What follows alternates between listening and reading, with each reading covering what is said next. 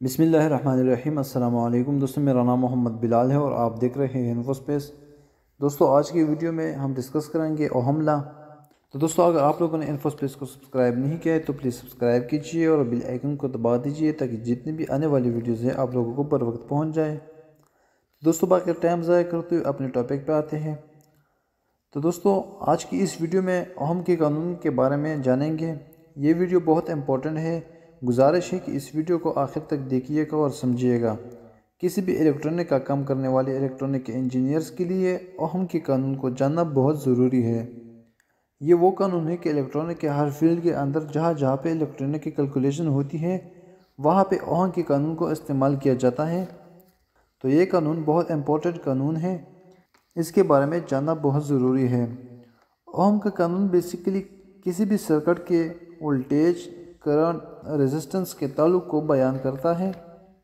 Ohm का कानून एक जर्मन साइंटिस्ट था, जॉर्ज सीमन ओहम, इसने पहली दफ़ा वाज़ेह किया था। तो ये उसी के नाम से ओहम का कानून कहते हैं। इस कानून के मुताबिक अगर किसी सर्किट में वोल्टेज बढ़ेगी तो इस सर्किट में करंट भी बढ़ेगा, जबकि अगर किसी सर्किट में रेजिस्टेंस बढ़ेगी तो इस सर्किट में करंट कम होगा। तो हम कह सकते हैं कि ओहम के कानून के मुताबिक वोल्टेज और करंट आपस में डायरेक्ट प्रोपोर्शनल, जबकि करंट और रेजिस्टेंस आपस में इन्वर्सली प्रोपोर्शनल है।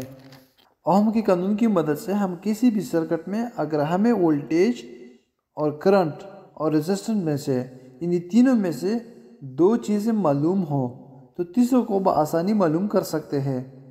फ़र्ज़ करें अगर हमें वोल्टेज का नहीं पता और करंट और रेजिस्टेंस का पता है तो वोल्टेज को बआसानी मालूम कर सकते हैं। इसी तरह अगर सर्किट में करंट का नहीं पता और हमें वोल्टेज और रेजिस्टेंस का पता है तो हम करंट को मालूम कर सकते हैं। फिर इसी तरह अगर जब रेजिस्टेंस का नहीं पता और वोल्टेज और करंट का मालूम है तो हम बआसानी रेजिस्टेंस को मालूम कर सकते हैं। ओहम का कानून बेसिकली 3 फार्मूले हैं। वोल्टेज बराबर है करंट मल्टीप्लाई रेजिस्टेंस, वोल्टेज को मालूम करने के लिए इस्तेमाल किया जाता है।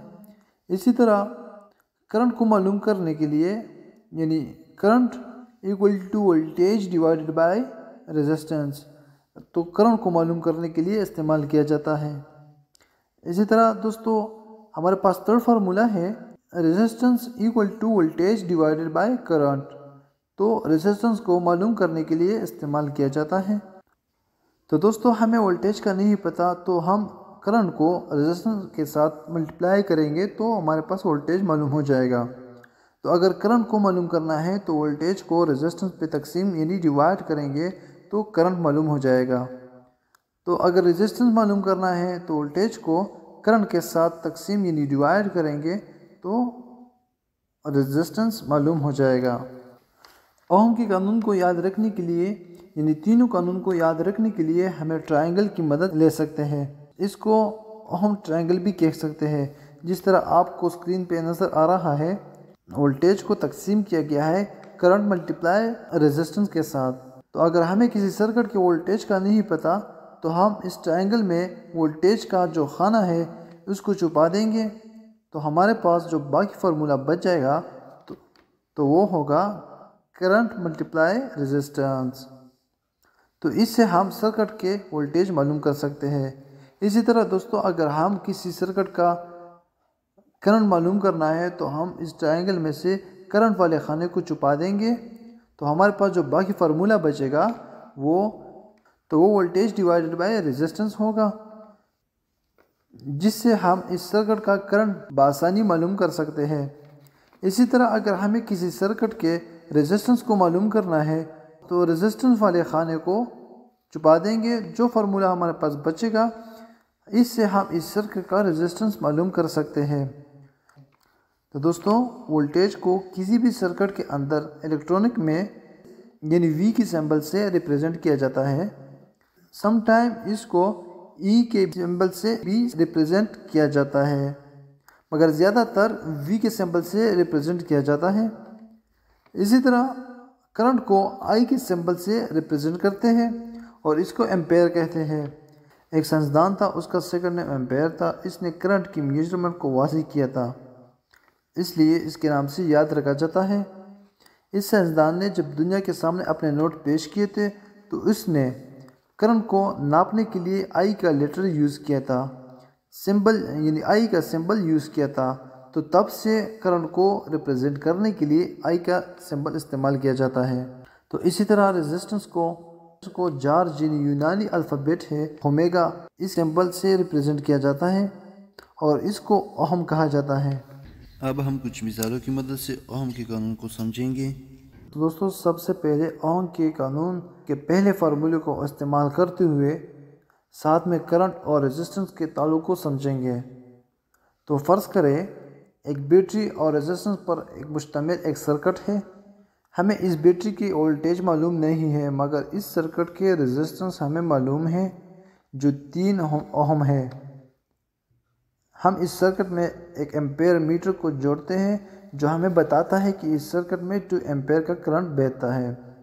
اب ہم اوہم کے ٹرائنگل کو استعمال کرتے ہیں، یعنی وولٹیج ہمارے پاس برابر ہے، یعنی voltage equal to current multiply resistance, چونکہ ہمیں معلوم ہے کہ اس سرکٹ میں 2 ایمپیئر کا کرنٹ بہہ رہا ہے اور سرکٹ کی ریزسٹنس 3 اوہم ہے، تو اوہم کے قانون کے مطابق وولٹیج برابر ہے کرنٹ ملٹیپلائی ریزسٹنس، یعنی وولٹیج ایکول ٹو 2 ملٹیپلائی 3، تو ہمارے پاس جو جواب آئے گا وہ 6 ہوگا، یعنی اس بیٹری کا جو وولٹیج ہے وہ 6 ہے۔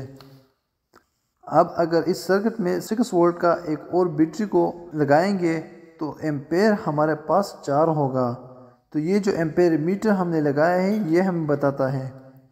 اسی طرح 6 وولٹ کی 2 اور بیٹری کو ہم اس سرکٹ میں لگائیں گے تو سرکٹ کی وولٹیج 4 گنا یعنی 24 وولٹ ہو جائے گا، اور اسی طرح کرنٹ بھی 4 گنا بڑھ جائے گا یعنی 8 ایمپیئر ہوگا۔ اسی طرح ثابت ہوتا ہے کہ کرنٹ براہ راست وولٹیج کے متناسب ہے، یعنی جتنی سرکٹ کے وولٹیج بڑھیں گی اتنا سرکٹ کا ایمپیئر بڑھے گا۔ دوسری مثال میں ہم اوہم کے قانون کو استعمال کرتے ہوئے ایک سرکٹ کا کرنٹ معلوم کریں گے۔ فرض کریں ہم نے ایک بلب جس کی ریزسٹنس 3 اوہم ہے، اس کو ایک 6 وولٹ کی بیٹری کے ساتھ جوڑا ہوا ہے۔ اس سرکٹ کا کرنٹ کو معلوم کرنے کے لیے اوہم ٹرائنگل میں سے کرنٹ کی جو سمبل ہے اس کو چھپا دیں گے، تو ہمارے پاس جو باقی فارمولہ بچے گا وہ ہوگا وولٹیج ڈیوائیڈڈ بائی ریزسٹنس ہوگا، جو کہ اوہم کے قانون کا دوسرا فارمولہ ہے جس کے مطابق کرنٹ برابر ہوتا ہے وولٹیج ڈیوائیڈڈ بائی ریزسٹنس۔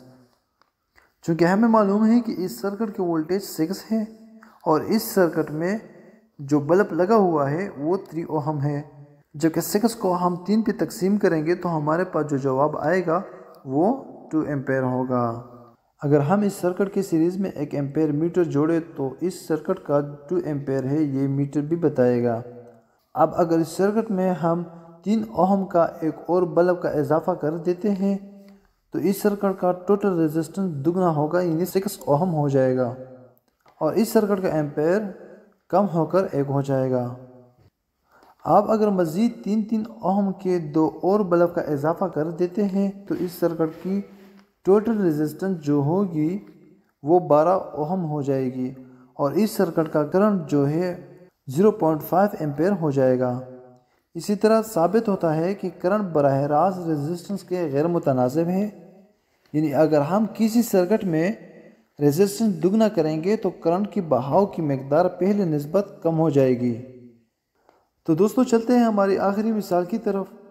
اس مثال میں ہم اوہم کے قانون کو استعمال کرتے ہوئے ریزسٹنس کو معلوم کریں گے۔ فرض کریں ہمارے پاس ایک بلب ہے جس کی ریزسٹنس ہمیں معلوم نہیں ہے۔ اس بلب کو ہم نے 12 وولٹ کی بیٹری کے ساتھ جوڑا ہوا ہے۔ اس سرکٹ میں ہم نے سیریز میں ایک ایمپیئر میٹر کو بھی جوڑا ہوا ہے جو اس سرکٹ کا کرنٹ بتا رہا ہے جو 0.5 ایمپیئر ہے۔ تو اس سرکٹ کی ریزسٹنس کو معلوم کرنے کے لیے اوہم کی ٹرائنگل میں ریزسٹنس کا جو خانہ ہے اس کو چھپا دیں گے، اور جو فارمولہ بچے گا وہ ہوگا resistance equal to voltage divided by current. یہ اوہم کے قانون کا تیسرا فارمولہ ہے جو کہ ہمیں اس سرکٹ کے وولٹیج معلوم ہے اور کرنٹ بھی معلوم ہے۔ اوہم کے قانون کے تیسرے فارمولے کے مطابق وولٹیج کو کرنٹ پہ تقسیم کریں گے تو اس سرکٹ کے ریزسٹنس آ جائے گی۔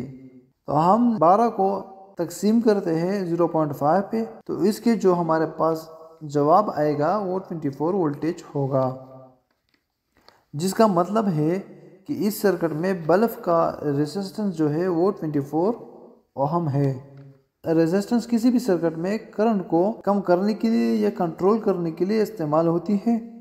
اگر ہم ایک لیڈ جس کا کرنٹ 0.002 ایمپیئر ہے یعنی 20 ملی ایمپیئر اور اس کو براہ راست ایک 9 وولٹ بیٹری کے ساتھ جوڑیں تو وہ خراب ہو جائے گی، کیونکہ لیڈ کو براہ راست وولٹیج اور کرنٹ مل رہے ہیں اور لیڈ کا مطلوبہ کرنٹ جو ہے صرف 20 ملی ایمپیئر ہے، جبکہ ہم نے ڈائریکٹ 9 وولٹ کی بیٹری کے ساتھ جوڑا ہے تو اس کو براہ راست زیادہ وولٹیج اور کرنٹ مل رہے ہیں تو وہ فوراً خراب ہو جائے گی۔ اب اگر اس لیڈ کو ہم 450 اوہم کی ریزسٹنس کے تھرو اس بیٹری سے جوڑے تو یہ لیڈ روشن ہو جائے گی اور اچھی طریقے سے کام کرے گی، کیونکہ ہم نے ریزسٹنس کی مدد سے سرکٹ کا کرنٹ کم کر دیا ہے، جو کہ اگر ہم 9 وولٹ کو 450 اوہم پہ تقسیم کریں تو وہ 0.02 ایمپیئر ہو جائے گی، یعنی 20 ملی ایمپیئر ہو جائے گی، جو لیڈ کا مطلوبہ کرنٹ ہے۔ تو ثابت ہوا کہ اوہم کے قانون کے مطابق اگر کسی سرکٹ میں وولٹیج بڑھیں گے تو کرنٹ بھی بڑھ جائے گا، اگر وولٹیج کم ہوگی تو کرنٹ بھی کم ہوگا۔ اگر کسی سرکٹ میں ریزسٹنس کم ہوگی تو اس سرکٹ میں کرنٹ بڑھ جائے گا، اگر کسی سرکٹ میں ریزسٹنس کی مقدار زیادہ ہوگی تو اس سرکٹ میں کرنٹ کم ہوگا۔ تو دوستو اس ویڈیو میں نے کوشش کی کہ آپ کو اوہم کے قانون کے اچھی طریقے سے سمجھا سکوں۔ پھر بھی اگر میری کاوش میں کسی قسم کی کمی ہو گئی ہو تو کمنٹ سیکشن میں بتا کے میری رہنمائی کیجیے گا۔ اگر واقعی میں اس ویڈیو سے آپ کو کچھ سیکھنے کو ملا ہے تب بھی آپ کمنٹ سیکشن میں کمنٹ کریں، مجھے بتائیں کہ یہ ویڈیو آپ لوگوں کو کیسے لگی، اور یہ ویڈیو کو لائک کریں اور یہ ویڈیو کو شیئر کریں اور چینل کو سبسکرائب کریں اور بیل آئیکن کو کلک کریں۔ انشاءاللہ اگلی دفعہ ایک نئی ٹاپک کے ساتھ حاضر ہوں گا، تب تک اجازت دیجیے، اللہ حافظ۔